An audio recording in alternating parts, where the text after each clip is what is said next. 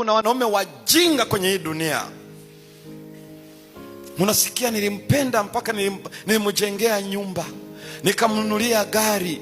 Hiyo yote ilikuwa ni upendo wangu. Mjinga huyo. Biblia inasema kama mtu atatoa mali yote ya nyumbani mwake iwe badala ya upendo, amedharauliwa kabisa. Because love has nothing to do with material things.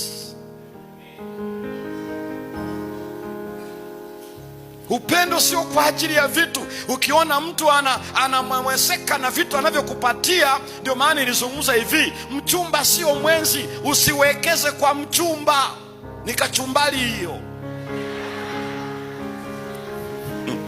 Yetu namsomesha, yetu nampatia hela ya kula cafeteria, yetu namlipia maji ya kudownload pale.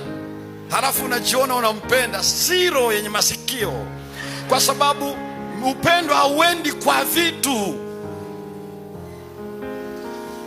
Nikasoma kibonzo kimoja, mtu mmoja anasema baby, yani zile ulizokuwa unanipa hamsha wakati wa uchumba, unaniambia maneno laini na nini, tulipooana mbona siku hizi sizioni? Alafu yule anajibu anasema, muda wa kampeni uliisha.